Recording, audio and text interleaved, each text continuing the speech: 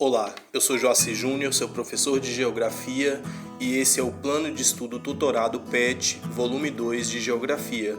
Você que assiste os meus vídeos, aproveite e compartilhe com seus colegas. Não se esqueça de inscrever-se no canal. Bons estudos!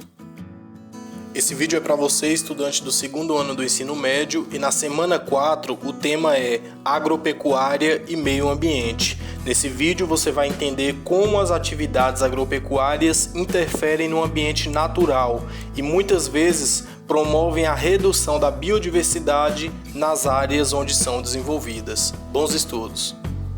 A relação entre agropecuária e meio ambiente há tempos que levanta diversos questionamentos a respeito da melhor utilização do solo.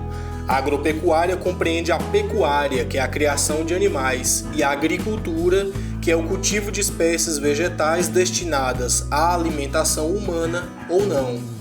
E nos últimos anos, os avanços nesse setor têm sido enormes, devido ao aprimoramento das técnicas de irrigação, correção química, conservação do solo e controle de qualidade da produção, possibilitando resultados, aumento e qualidade de produção cada vez maiores. O problema é que esses avanços, em determinados momentos, causam impactos ambientais perigosos para o futuro. Degradação dos solos e a qualidade das águas. Os solos degradados são aqueles que não exercem suas funções, ou ao menos parte delas, como fornecer nutrientes necessários ao desenvolvimento das plantas e filtrar a água, que abastece os depósitos subterrâneos. Assim, como ocorre nas cidades, a atividade agropecuária contribui para a degradação dos solos. As 4 formas principais de degradação dos solos, provocadas ou intensificadas pelas atividades humanas, são: a erosão hídrica é um processo físico que consiste na desagregação e transporte do solo pela água e pelo vento. Este fenômeno, que esculpe o relevo terrestre, é chamado de erosão geológica ou normal, quando o solo é despido de sua vegetação natural e submetido ao cultivo, fica exposto diretamente às forças erosivas. Erosão eólica é o desgaste do solo resultante da ação do vento sobre a superfície rochosa, que ocorre pelo processo de abrasão, que é o atrito das partículas carregadas pelo vento sobre as rochas. Em terras cultivadas, sobretudo nos períodos de preparo da lavoura para o plantio, o solo fica exposto, o que facilita a remoção de suas partículas. Ela é mais intensa nas áreas peridesérticas, de climas mais secos, áridos ou semiáridos. A erosão química também é denominada lixiviação. Caracteriza-se pela perda de elementos químicos essenciais para o desenvolvimento das plantas, como nitrogênio, fósforo e potássio, que são dissolvidos e carregados pelas águas das chuvas e dos rios. Além da perda de produtividade agrícola, esse tipo de erosão provoca uma concentração elevada de nutrientes nas águas dos rios, lagos e mares, desencadeando um processo de eutrofização ou eutroficação, que é a redução da quantidade de oxigênio e o desenvolvimento excessivo de bactérias em ambientes aquáticos.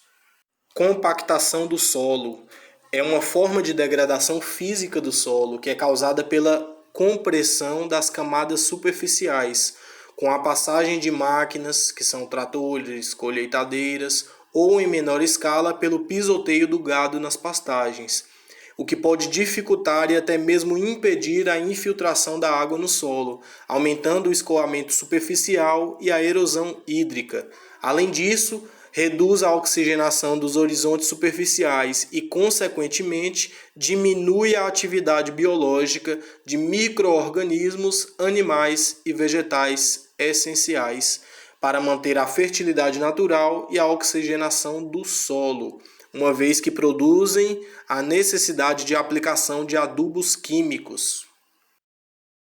Para evitar os problemas mencionados, existem técnicas de manejo sustentáveis do solo, Por exemplo, o plantio direto, que é o cultivo de plantas agrícolas sobre os restos vegetais do cultivo anterior, chamados de palha, evitando assim o revolvimento do solo. Essa prática reduz os efeitos erosivos, visto que a camada de resíduos vegetais atua como um escudo contra a água e o vento.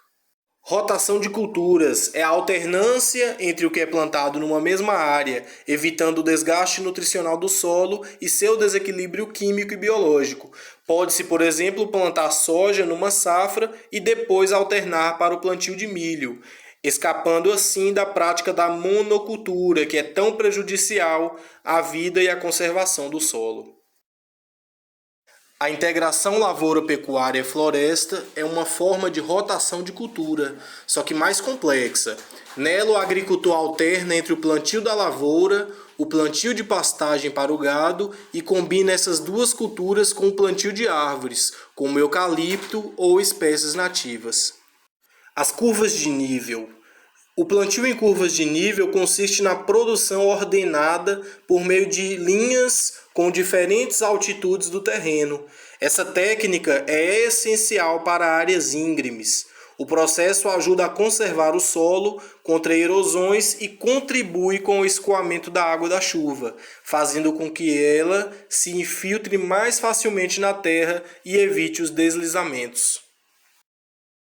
A adubação verde é muito utilizada no cultivo de espécies vegetais, em geral da família das leguminosas, nos períodos de entre-safra com o intuito de proteger o solo da ação das chuvas e dos ventos, bem como de aumentar a quantidade da matéria orgânica, que se transforma em adubo natural ao ser decomposta. Essa técnica também possibilita aumentar a fixação de nitrogênio, fósforo e potássio, entre outros elementos químicos que também, além de aumentar a atividade microbiana, fundamental para a produtividade agrícola. O manejo natural ou controle biológico de pragas é uma forma de controlar as pragas e os insetos transmissores de doenças, a partir do uso de seus inimigos naturais, que podem ser outros insetos benéficos, predadores, parasitoides e micro-organismos, como fungos, vírus e bactérias. Chegou a hora de testar seus conhecimentos. É muito importante que você faça pesquisas e consultas para realizar com sucesso suas atividades. Para responder às atividades 1 e 2, é importante você observar com atenção essa imagem, que representa o plantio de cana-de-açúcar no estado de Goiás. 1. Qual a técnica adotada para o plantio? Cite 2 pontos positivos de adoção dessa técnica.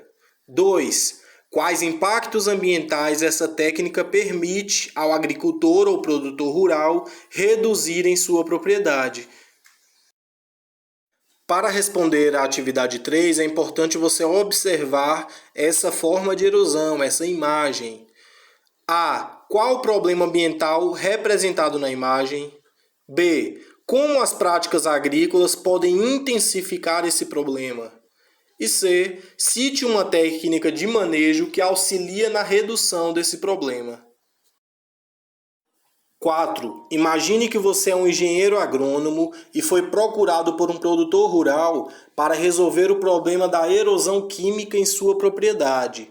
Quais técnicas de manejo sustentável você indicaria? Explique. 5.